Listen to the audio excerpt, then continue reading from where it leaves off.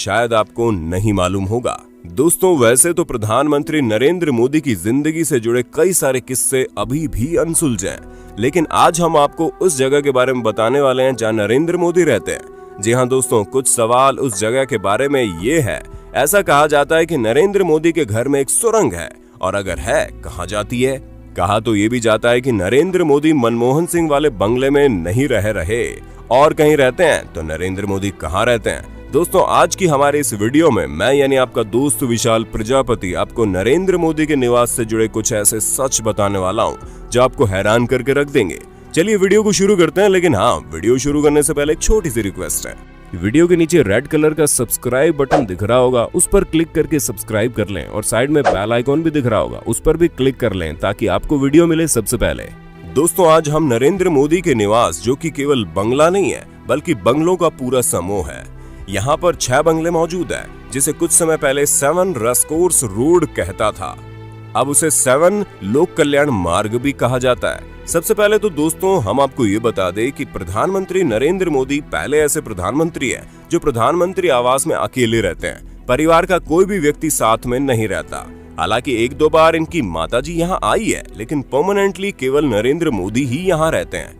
हालांकि इससे पहले कभी भी ऐसा नहीं हुआ। जितने भी प्रधानमंत्री यहाँ पर रहे, उन सभी के छोटे दामाद या कोई ना कोई तो उनके साथ रहते ही थे, और गांधी परिवार के केस में तो पूरा परिवार ही रहता था। अब ये लोग कहाँ रहते थे? तो दोस्तों, 7 रोज कोर्ट रोड पर, जहां अब इसे लोक कल्याण मार्ग कहा जाता है। 12 एकड़ में फैले इस परिसर में 6 बंगले हैं, जिनके नंबर एक के बाद एक छोड़कर है, जैसे कि बंगला नंबर 1, बंगला नंबर 3, बंगला नंबर 5, बंगला नंबर 7, बंगला नंबर 9 और बंगला नंबर 11। इस जगह पर सबसे पहले राजीव गांधी रहने आए थे। अब आप पूछेंगे, उनके पहले के प्रधानमंत्री कहाँ रहते थे? तो सबसे पहले प्रधानमंत्री पंडित जवाहरलाल नेहरू त्रिमूर्ति भवन में रहे, और गुजरे तो उसे म्यूजियम बना दिया गया। जवाहरलाल नेहरू के बाद आए लाल बहादुर शास्त्री, वो 10 जनपद में रहते थे। गुजरे तो उनके एक हिस्से को म्यूजियम बना दिया गया, और उसके दूसरे हिस्से को कांग्रेस पार्टी का दफ्तर बना दिया गया, और अब यहाँ सोनिया गांधी का घर है। लाल बहादुर शास्त्री के बाद इंदिरा गांधी आई और एक सफदरजंग रोड के पते पर रही, और इसी पते से वो एक अकबर रोड पर जा रही थी जब उनका कत्ल कर दिया गया, और अब इस घर को भी म्यूजियम बना दिया गया है। और जब राजीव की बारी आई तो उन्होंने 7 रेस कोर्ट पर रहना शुरू कर दिया। हालांकि उनके बीच के 2 जो प्रधानमंत्री थे, वो ज्यादा दिल्ली में रहा नहीं करते थे। राजीव के बाद पीएम बने विश्वनाथ प्रताप सिंह, और उन्होंने ही अपना कार्यकाल में इस नियम को लागू किया कि अब से जो कोई भी प्रधानमंत्री बनेगा वो रेस कोर्स रोड पर रहेगा। हालांकि बंगले के अंदर क्या है, ये कोई भी कभी नहीं बताएगा, क्योंकि सुरक्षा के लिहाज से ये चीज सही भी नहीं है। लेकिन द एक्सीडेंटल प्राइम मिनिस्टर और बीजेपी कल, आज और कल जैसी किताबों को अगर पढ़ा जाए तो उसमें बंगले के बारे में कुछ ऊपरी जानकारियां मिलती है जो बड़ी रोचक है। हम आपको बता दें, 7 RCR के बंगलों को रॉबर्ट ई रसूल ने डिजाइन किया, और वो नई दिल्ली डिजाइन करने वाले आर्किटेक्ट एडविन लुटियन के चेले थे।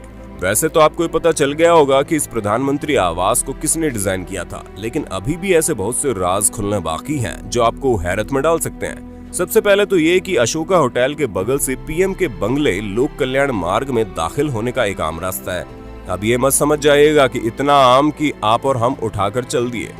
आम यानी कि गिने चुने VIP लोग ही इस रास्ते के जरिए जाते हैं। सबसे पहले दाखिल होने पर पड़ता है 9 नंबर का बंगला, और यहाँ रहते हैं SPG वाले, यानी स्पेशल प्रोटेक्शन ग्रुप, जिन्हें प्रधानमंत्री की सुरक्षा के लिए बनाया गया है। वो तने हुए सफारी सूट पहने हर वक्त प्रधानमंत्री की सुरक्षा के लिए खड़े रहते हैं, ताकि कोई भी आगे के बंगलों में जाए तो उन्हें SPG की स्पेशल सेल से होकर गुजरना पड़े।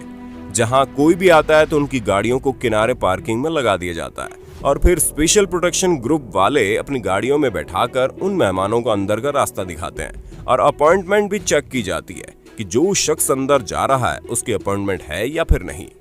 अब आता है 7 नंबर का बंगला, और इसी बंगले को पहले प्रधानमंत्री के घर 7 रेसकोर्स के नाम से जाना जाता था, और इस बंगले का इस्तेमाल नरेंद्र मोदी दफ्तर के तौर पर करते हैं, ठीक उसी तरह जैसे अधिकारियों का कैंप ऑफिस होता है, जहां जो अफसर और नेता प्रधानमंत्री से केंद्रीय सचिवालय के साउथ ब्लॉक में जहां PMO होते हैं वहां नहीं मिल पाते, तो उसे नंबर 7 के बंगले में बुलाया जाता है।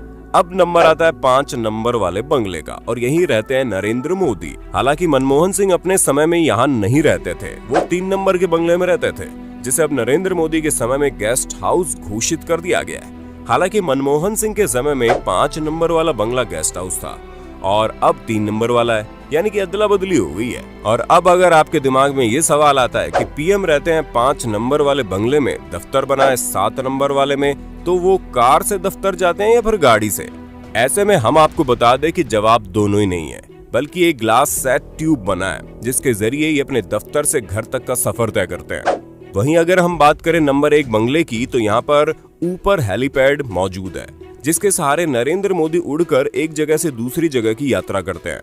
बचा 11 नंबर वाला बंगला, तो इसका मिक्स यूज होता है। अगर हम बात करें सुरंग की, तो दोस्तों ये सुरंग जब मनमोहन सिंह प्रधानमंत्री थे तब बनवाने का फरमान जारी किया गया, ताकि सुरक्षा के मामलों में और ट्रैफिक वगैरह के चलते सुरंग के रास्ते लोक कल्याण मार्ग से सफदरजंग एयरपोर्ट तक जाया जा सके। लगभग 1.5 किलोमीटर लंबी सुरंग 2010 में बननी शुरू हुई थी और 2014 में बनकर तैयार हो गई। तब तक मनमोहन सिंह का कार्यकाल खत्म हो गया था और अब नरेंद्र मोदी इस सुरंग का इस्तेमाल करते हैं। तो दोस्तों हमें पूरी उम्मीद है कि नरेंद्र मोदी के बंगले के बारे में जानकर आपको काफी अच्छा लगा होगा। अगर हाँ, तो वीडियो के बारे में हमें कमेंट जरूर करना और ऐसे इंटरेस्टिंग वीडियो लगातार देखने के लिए हमारे चैनल को लाइक शेयर सब्सक्राइब भी कर देना। हाँ, हम फिर मिलेंगे नई वीडियो के साथ, तब तक के लिए जय हिंद जय भारत। दोस्तों आपकी स्क्रीन पे 2 और वीडियोस दिख रही हैं, जिसे देखने के लिए आप इस स्क्रीन पर क्लिक करें। दोनों देखिएगा, बहुत अच्छी वीडियो बनी है।